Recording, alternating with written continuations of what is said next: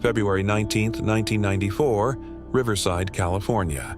Johnny Estrada picks up the phone and dials 911.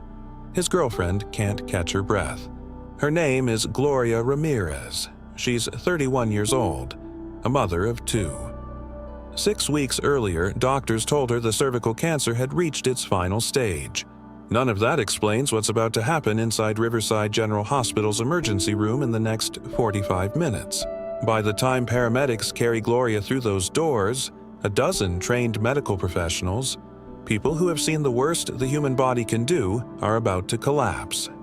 Not from anything they did wrong, from something coming off her skin that no one in that hospital has ever documented before or since. For the next 3 decades, scientists would fight over what that something was. Her family would spend those same 3 decades fighting to be heard over the argument. This is the story of the night medicine met a mystery it couldn't close, and what got lost in the noise of everyone trying to be right. Before she was the toxic lady, Gloria Ramirez was just a woman trying to survive her own body. She'd been diagnosed with late-stage cervical cancer only weeks before, and by February she was fading fast, at home cared for by Johnny and her family. That night her breathing turned shallow, her heart began racing out of rhythm. It was the kind of decline emergency rooms see constantly tragic but familiar. Riverside General's ER staff had no reason to expect anything unusual.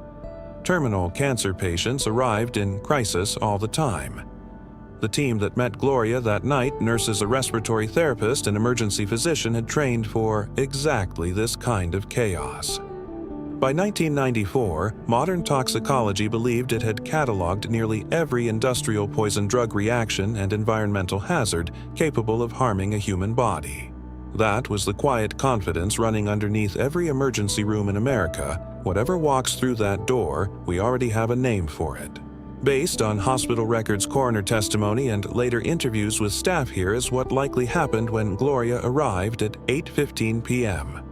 She was semi-conscious, her breathing labored, her heart racing dangerously fast. The team moved fast and by the book sedatives to calm her, medication to steady her heart, a nurse preparing to draw blood. And then, according to multiple accounts, a nurse named Susan Kane noticed something odd rising off the patient's skin, an oily sheen. A smell not quite ammonia, not quite garlic, somewhere in between, thick enough that more than one person in the room turned to check where it was coming from. Nobody in that room yet understood they were standing at the edge of something none of their training had prepared them for. Susan Kane drew the blood. That's when she saw its small manila-colored crystals floating in the syringe, something none of them recognized. She held it out to a colleague to ask if he saw it too. Moments later, she fainted. Within minutes, a resident and a respiratory therapist, Julie Gorchynski, also went down. Some described muscle spasms. Others said their throats tightened like they couldn't get enough air. By the time the night was over, 23 of the 37 staff working that ER had fallen ill. 5 needed hospital care of their own. The emergency room had to be evacuated.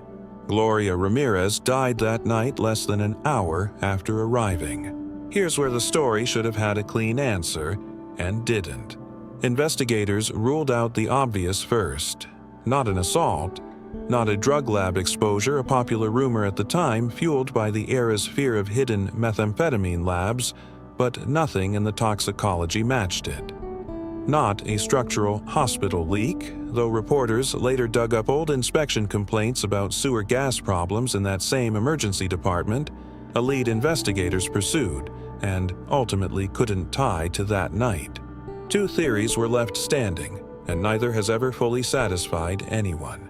The first came from Riverside County's own health investigators' mass psychogenic illness. In plain terms, panic that becomes physical.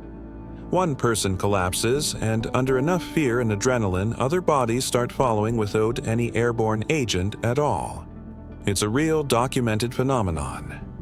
It's also the theory hospital staff hated most because it implied their bodies had betrayed them out of fear, not exposure, and because it required no external cause to answer for. The second came years later from scientists at Lawrence Livermore National Laboratory. Their theory: Gloria may have been using a topical pain cream containing dimethyl sulfoxide, a solvent that under the right chemical conditions in her failing body could theoretically break down into a related, far more toxic compound, one capable of causing exactly the symptoms the staff described. It was an elegant, almost hopeful explanation. A tidy villain. But the compound itself was never actually found in any sample. Only a trace of something related to it. Which means the honest answer 30 years later is still nobody knows for certain. The coroner's office eventually closed Gloria's own case, simply cardiac dysrhythmia brought on by kidney failure from her cancer. A death that on its own needed no mystery at all. But that clean medical answer for Gloria got almost no attention. The world had already decided who she was: not a mother, not a woman who'd spent her final weeks in pain at home surrounded by people who loved her, but the toxic lady. A headline. A cautionary tale. A case study passed around medical schools for decades, her name sometimes barely mentioned at all. Her family never accepted that erasure quietly. At her funeral, her family spoke of a woman reduced to a rumor, her humanity traded for a mystery the world found more interesting than she was. And some of the staff who fell ill that night never fully recovered.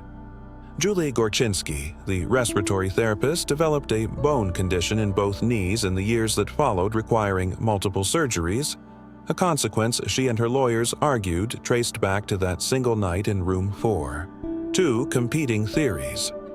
One official cause of death, and in between them, a woman who briefly disappeared inside her own story. Maybe that's the real discomfort at the center of this case, not the smell or the crystals or the fainting. It's how quickly an institution built on precision and certainty will reach for any explanation, even a shaky one, rather than sit with the words, "We don't know." And how easily in that reaching the person at the center of it all can simply get left behind. 3 decades later, the argument still isn't settled. Riverside never got the truth. It got a headline instead, one built to answer a question no one had actually asked. What happens to a person when the world needs a verdict more than it needs the truth?